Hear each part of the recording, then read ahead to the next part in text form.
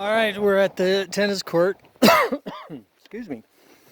So I spread out yesterday the dolomite limestone. It's pulverized, very powdered and fine. If you can see this, it's just super fine. But it's pulverized limestone. So I covered that up. That covers the gravel that's below that.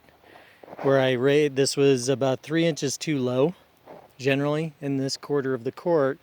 And therefore rains and would pool water there, and I'd have to really manually get it out. So I didn't do a good job on the original construction of leveling the court.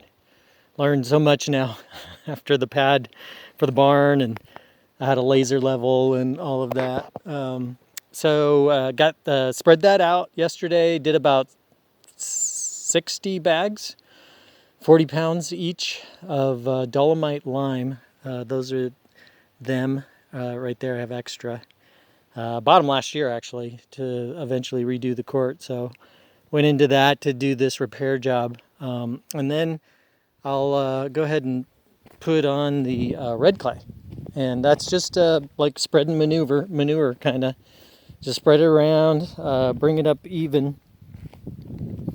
I might have to do a little bit more.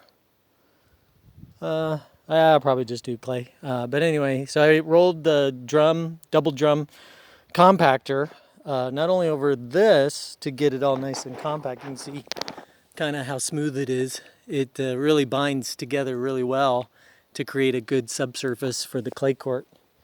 And then I'll put the red clay on top of this and match it up. Try to make sure, see if there's no seams. And then the nice thing is I got the compactor, I went over the rest of the court, which kind of reconditioned it. I don't know if you can hear it go in the sun. It was really caked and baked, and so now I have some nice powder I can spread around. Very soft, but be able to spread it around, it evens out the surface, wet it down, and then away you go. It'll be ready to play as soon as I can get to this. So next step is to spread the red clay, and then put the lines back out. The lines are actually like 4-inch long nails that go in. It does a really good job. Like, this is them right here. And that's how they do it in real tennis courts around the world. Big nails on these clay courts that hold the line about every 2 inches, zigzagging across on the pattern. I'll get a little bit better light over here.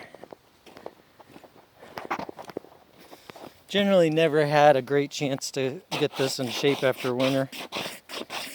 So I'll scrape it off a little bit. You can kind of tell the nail pattern there. But when I, probably by the end of this week, have it in really nice shape. Not quite French Open Roland Garros shape, but good enough for me. Here's the dolomite lime. Let's get a nice sunny one.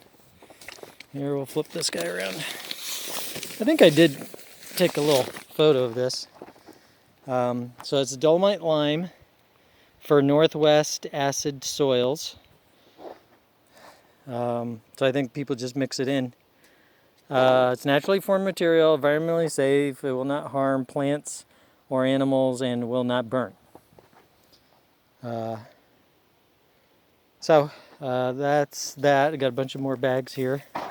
And then that's my new bag of red clay that I rolled off a couple weeks ago off my dump trailer. And then this was reclaimed, where I shaved the top of that off and I kept the clay. But it can be pulverized pretty easily with a shovel. But it'll break up pretty easy. And powder. I stick it in the wheelbarrow. I got a metal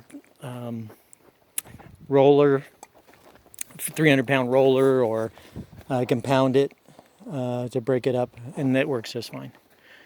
But that's the update for there. The lime's on, and just visually I can tell it's got a kind of a nice slope coming across from this direction, that direction. down and out the back there. It's a little dramatic than what you should have. You shouldn't be able to see the slope, but it should be there. You know, it's like 1 inch over 30 feet is plenty. I have about 7 or 8 inches, so the water will just roll right off. Especially if I put a tarp on it, and then it's ready to play right away. Then the next step is to put the red clay on and put the lines on, and then finish brushing the court and cleaning the lines, and that's it. It'll be ready to go. It'll probably take me maybe an hour to spread the red clay, half hour or so to put the lines back up, another hour maybe to refinish, get it brushed and clean the lines and stuff. So it's about 2 to 3 hours more work, wherever I can fit that in. And we're good to go there.